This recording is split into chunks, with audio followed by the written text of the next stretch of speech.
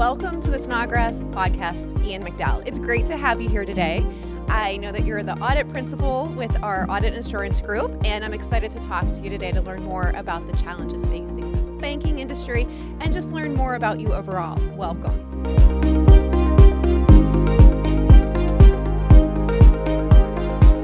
You've been here since you graduated from college, and I'm curious to know kind of what kept you here for that time. You went from audit staff, brand new with one internship where you got to scan documents, all the way up to now you're a principal with the Audit and Assurance Group. Mm-hmm. Talk to me a little bit about what kept you here for that time frame.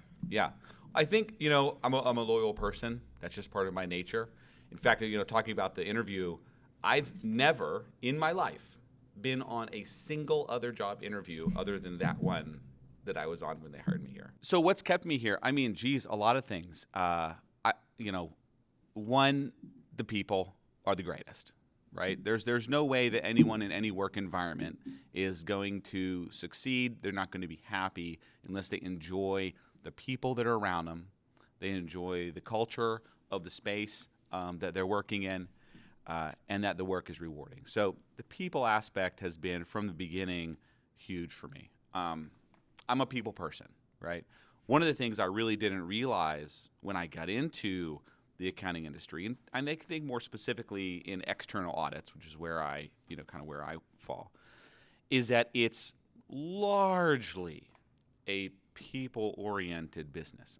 On a day-to-day basis, I'm talking with clients and talking with our, employees 95% of my day.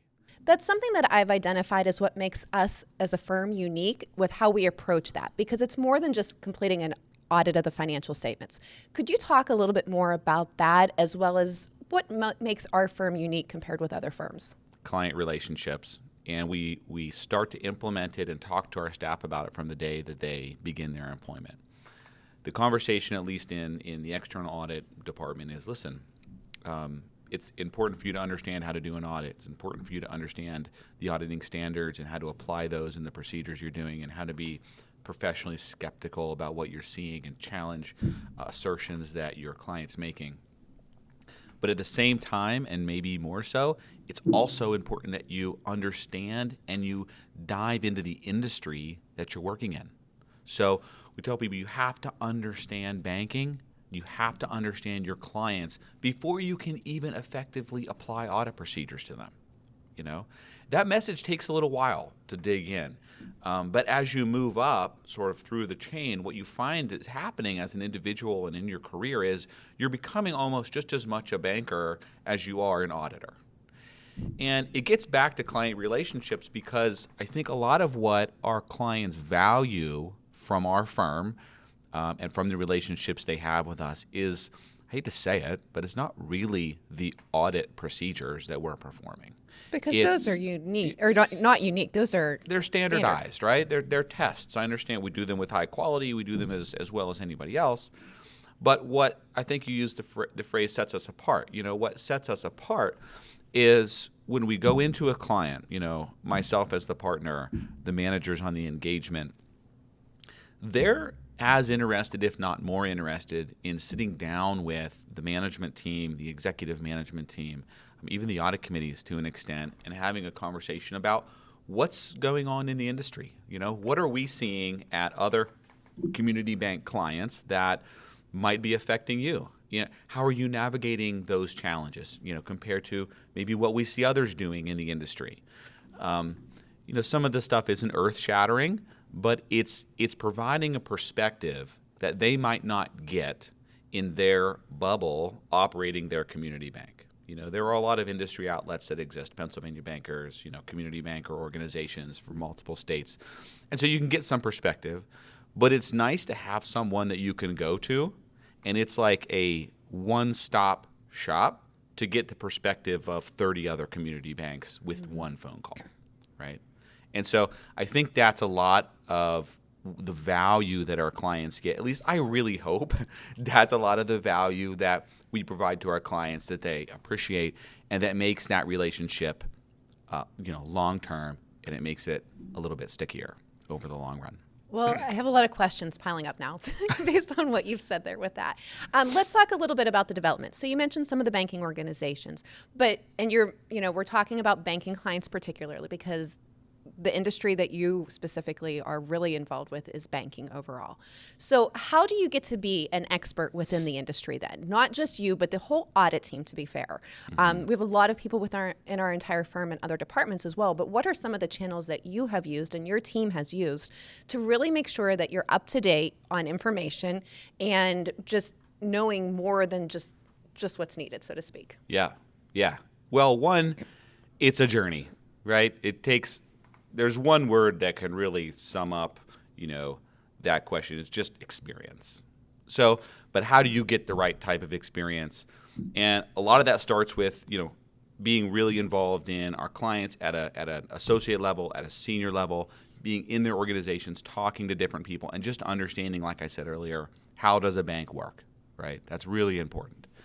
Once you get beyond that and you get to, say, the manager level, and you have a decent understanding of how the industry works, then you start to look and you start to expand, your sort of social network outside of the firm, outside of the clients. And I've been lucky to be involved with a lot of great, external bank-related organizations over the years. We're very active with Pennsylvania Bankers, Pennsylvania, Community Bankers, Ohio Bankers League, West Virginia Bankers, New Jersey Bankers. And so we're not only, attending those events, we're participating in them. We're all, part of committees, kind of helping them plan what might go on at those conferences. And that, getting that perspective and making sure that, I'm allocating enough of my time during the course of a year to understanding the industry, understanding its challenges, and then understanding how my clients are navigating those challenges is what helps me kind of develop my expertise, I would say, in the banking area. And so we hope that as we hire people and they start with a firm and they're sort of looking up and observing what the partners are doing, that some of that approach gets absorbed through osmosis. We post on our intranet when there's an event that we're attending or we have someone speaking somewhere. All those things are observable. They can look around and say, I understand. Like this is, as I get more comfortable in my own skin as an auditor, now I'm going to start to stretch and I'm going to start to, be involved in some of these outside organizations and really become a subject matter specialist. So that's the approach that we take. And I think it does, at the end of the day, it provides a lot of value to our clients. So it's very deliberate, is what I'm hearing, and it's also being very proactive too. You're not just waiting for someone else to develop an expertise. You're saying, nope, this is what's coming. We're going to be prepared for it and be ready to meet it and have already advised our clients on it. 100%. Yep. So let's also talk about, you're talking about banking and about, making sure you're staying on top of or ahead of industry updates and things like that. What are some of the challenges that are affecting banks today? Well, financial institutions in particular, but banking as a whole. Yeah. There's a lot happening, like there always is. I would say maybe not like there always is. If you went back into 2016, 2017, it was pretty quiet. We might get crickets, coming off that question. Everything was status quo. But right now there are quite a few challenges that have emerged. It sort of started with COVID. It's never really, settled down since that point in time. Just globally, there's a challenge with staffing, and we see this being played out, in our industry, the audit industry, and there's, it's difficult because the level of accounting graduates has fallen to historically low levels. That also means our clients are experiencing turnover in those positions, controllership positions, CFO positions, and that's creating challenges for them in that space as well. Rehiring qualified people at reasonable, compensation levels is really difficult. We have seen some opportunity there. We've started doing some engagements for some banks that we've never really had before, which is they've lost someone in a financial reporting role, let's say a controller, and they just are having a hard time filling that with someone they feel is qualified to do that work at the right level. They've contacted us. We've gotten to an arrangement with them and say, look, we'll consult with you maybe on your financial reporting. Maybe you don't need to fill that role. We can help you. We can actually write your financial statements for you. We'll sit down. We'll have a kind of a consultation ahead of time, explain to you what the changes in financial accounting and reporting are. Don't feel too much pressure to go fill that position with someone that you're not comfortable with. We can provide that service to you in the meantime to help you bridge that gap. Ian, let's talk about CECL here for a minute. Could you explain, just so that everybody watching can understand, what CECL stands for and just some high-level information on that? Sure. And I'm going to be strategic here because I have bored many an audience to sleep with in-depth conversations about CECL, and I don't intend to do that. What it stands for those who have never heard the term before, is current expected credit losses. And what it means is it's the accounting rules that surround the way that a company reserves for receivables on its balance sheet that may potentially default or go bad in the future as those receivables, pay down through their maturity. Okay, so just thinking about that in the context of a bank, you have residential mortgages. Those might be 12-year assets. How difficult it is to estimate what the losses are going to be on a 12-year asset, given how many unknowns exist over the next 12 years. So the standard provides a framework for how to do that, but it doesn't necessarily describe or prescribe a method that needs to be used to make the estimate. That can be more challenging than it sounds, because now you leave, companies to their own devices to try to figure out what is the best way for us to analyze and measure losses in our loan portfolio. So there's inherent complexity there that just is difficult no matter who you are. And there are some methods of scaling the models down for a less complicated institution and scaling the models up for bigger banks that have more complex loan portfolios with more loss history in their information. Okay.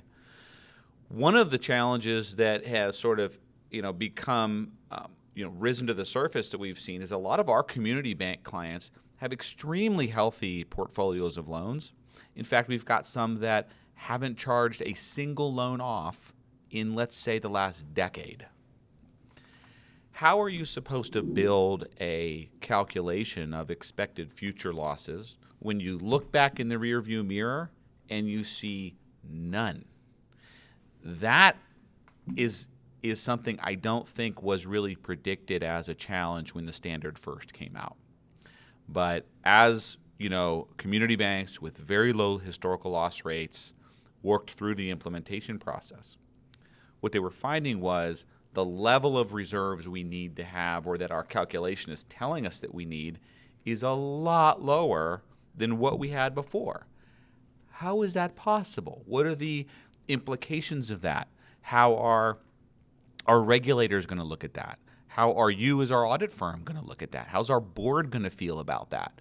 So that's been sort of an unexpected challenge, and we started to see that in 22 as we started really digging into some of these models.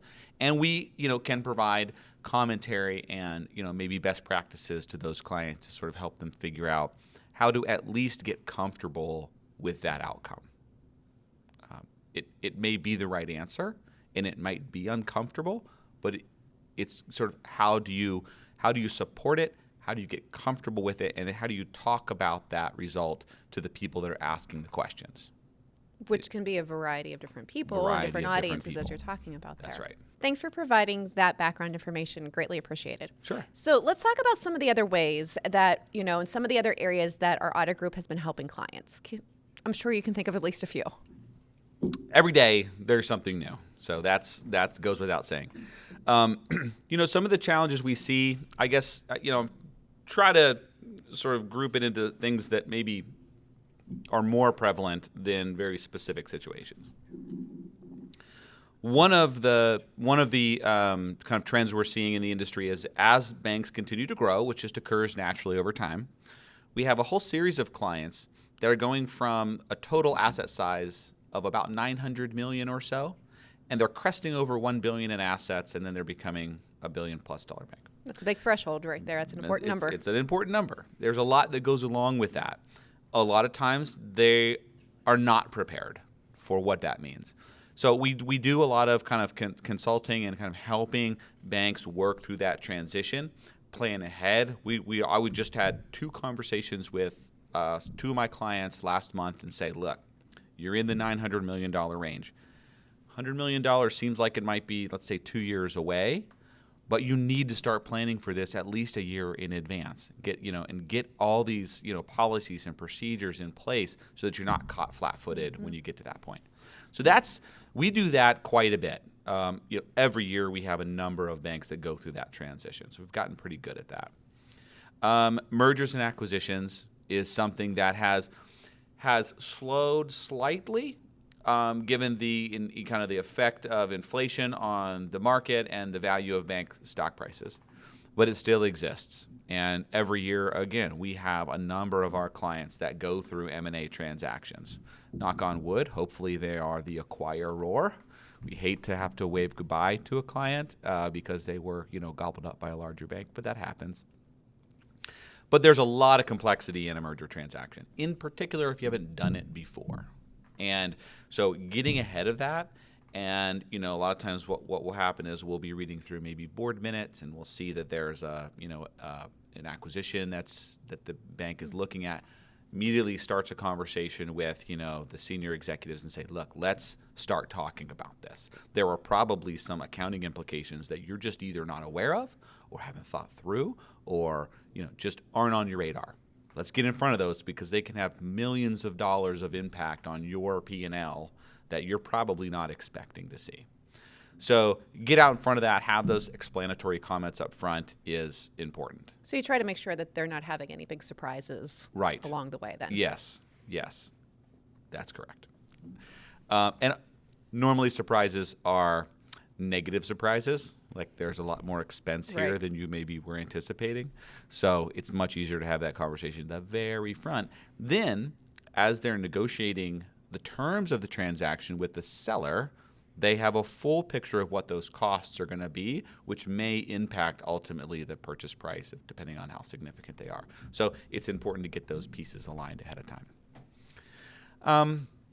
What else is happening in the industry that we can help with? So, we do, as a firm, I think, one of the values we bring is that we're a really closely knit group. And so I have readily available access to, for example, our risk advisory department.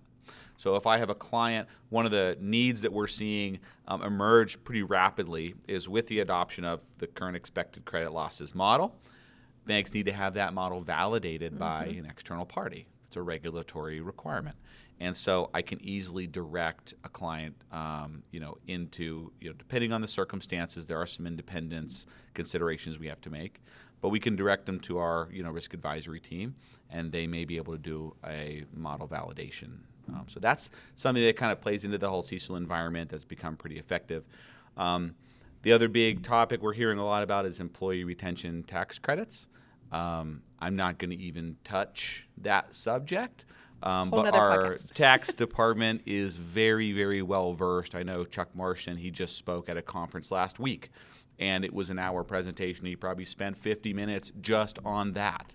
So there's a lot around there. There's a lot of risk, and there's a lot of nuance. And I think if one of our clients is thinking about, going through that process to apply for that and amend those returns, something you definitely need to get some perspective on before you head down that path. Thanks for sharing that. And one of the things that I'm kind of hearing from you then, again, the proactive approach, but also just the fact that there's expertise not just within your department, but within the firm overall. So as an entire firm, we're able to meet a lot of different clients' needs that come up over the course of any given day. Mm-hmm. Yep. So let's talk a little bit about forward facing. What are some of the things that you are looking forward to and how you think auditing, what's coming down the pipeline? Yeah. What excites me about auditing? What a question. A lot of people would say this guy's crazy if something excites him about auditing. Couple things I can think of. One is, and this kind of goes back to, I made a comment earlier about changes in the banking environment stemming from COVID. There's changes in the audit environment that have also stemmed from COVID. One of those is that the industry as a whole used to be sort of under this common belief that we had to be there. I have to be sitting there to do this work. Every day, right? There's a lot of cost with that. There's a lot of kind of wasted travel time associated with that approach, a lot of inefficiency. And what the reality is, what happens is you send a team of people on site and they spend maybe 75% of their day sitting in a client's conference room just staring at their computer screens, right? Not necessary.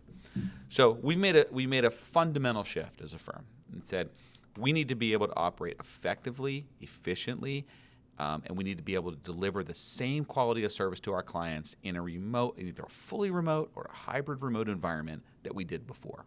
And we have, in my opinion, achieved that with flying colors. That excites me because it takes the firm's reach out of what was our geographic footprint before, and our geographic footprint now is realistically the United States, right? That's cool. And we have clients. I have a client in Orlando, Florida. We have clients in Texas. All over the country, we can easily get there when we need to, but we can easily do the grunt work, the audit work remotely, and it's really efficient and it's really effective. So I like that. That's exciting, right? The prospect of being able to expand. With that, clients are happy, the firm is happy, but also then employees are happy as well. That's too. right. Now, on the flip side, we have some clients, and it's their prerogative to say, "I'd really want you to be here. I want to see you. I want to have access to you. We're paying you as a service provider." Fine, I totally respect that, and in those instances, we will send people. So it's not a this or that. It's a this and that, but we would encourage this. So it's overall, again, listening to what the client's needs are, what their expectations are, and being able to meet that. 100%. The other things that really excite me about the future, a lot of those revolve around technology. I had made a comment much earlier in our conversation about staffing pressure. I mean, that's just widely understood to be existing in the industry. There are less graduates coming out of universities with accounting degrees than there have ever been. So the question is, how do we continue to grow?